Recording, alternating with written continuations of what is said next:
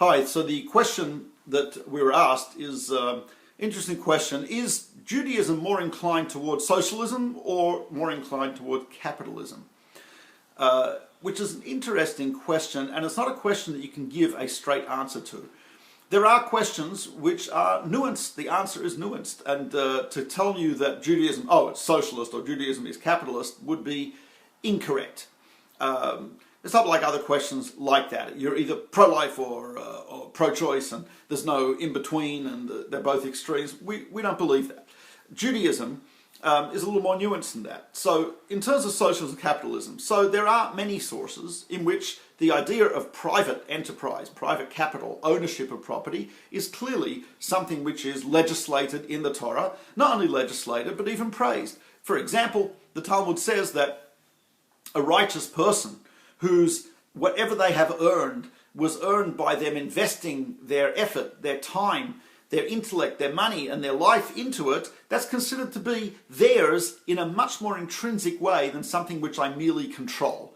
You know, my hand is mine not because I control it, but because it is part of my body, part of my essence and my being. So property, the Talmud says, which a person has earned through honest work, honest labor, honest investment, intellect, etc., that is not just his or hers because they control it. That is actually a part of their very being.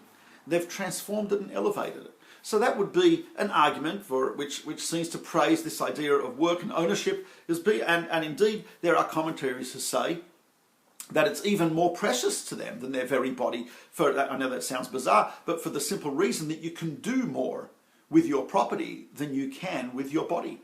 If you decide to build an orphanage with your body, so you can go out and you can start digging in the ground to do foundations, and you can start mixing soil with straw and stuff and try to make some form of homemade concrete, you're not going to get very far, and it will take you a lifetime. On the other hand, if you have money, you can hire a contractor. You can buy good materials. You can pay someone. You can do it. You can build 5 orphanages. I mean, the money is a fantastic and wonderful extension of the self. And in that sense, we see it as something which is holy. Something which, as long as I invested myself in it. There's a very beautiful verse in the Torah which says that there's a mitzvah, an obligation to pay your worker on time. Meaning, whenever you agreed to pay him, let's say 30 days or a week, and if there is no agreement, you must pay him before the night falls. He does the work, pay him on the spot. And the Torah tells us, why is this so? Because Elav hu noseh et nafsho, he gives his very life for it. And the Talmud understands that when a person works for something, what they've given is really life, part of their life. And so to hold back their salary, their wages, when they've given time, which is really part of their life, is completely immoral and wrong. Hence, there's an obligation to pay the salary on time.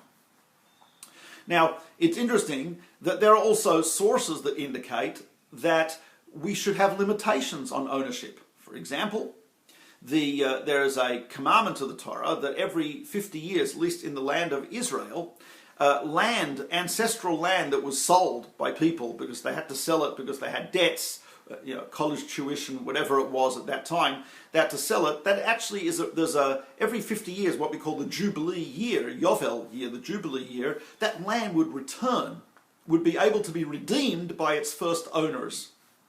It's fascinating. So hopefully giving these people who were destitute when they sold it a time to perhaps accumulate some wealth and buy back their ancestral land. And so that it can get back to the original owners. Interesting, Rabbi Samson Raphael Hirsch says one of the ideas behind this is because the Torah does not want huge tracts of land to be accumulated under the ownership of 1 or 2 mega wealthy people. He doesn't feel that's good for society. The land should be distributed because people care for their own land that they live in, that they work on, that they live near, much more than a person a landowner who lives hundreds of miles away, and this is just another investment for him. So, very interesting. That's almost, again, leaning towards a socialist view of it, that really the land doesn't belong to any in particular individual, and there's a reversal of sales after these 50 years. In fact, in modern day Israel, you don't really buy land in Israel. According to the contract, you really are renting the land, leasing it for 99-year leases from the people of Israel, the government of Israel.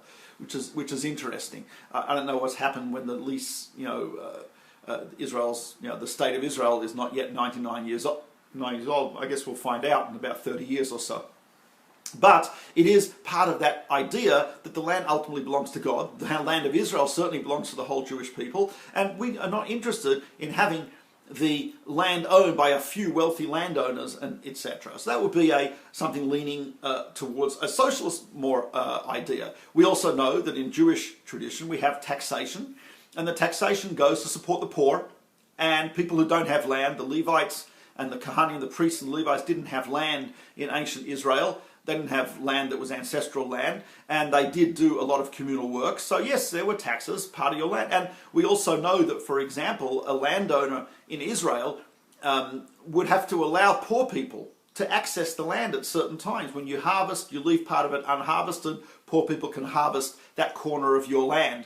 When you left stuff in the field by accident, poor people are allowed to take that. Every 7 years, we have something called Shemitah, sabbatical year, where landowners have to leave their land open, that anyone who wants can come and take fruit from the land. Not only people, but even animals can come onto your land and take during that sabbatical year. So that is a way of driving home the recognition that it's not mine, mine, mine, it's ours, ours, ours.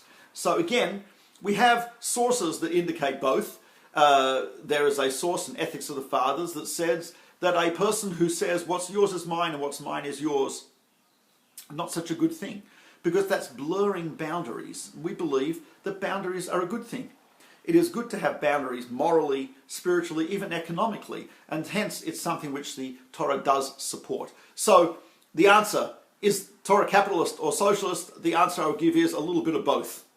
As a great Rabbi, Simcha Wasserman, once put it this way, he says, if you are communists, but you're all working honestly for each other and no one is exploiting the power they have over others, he says, then it would be great.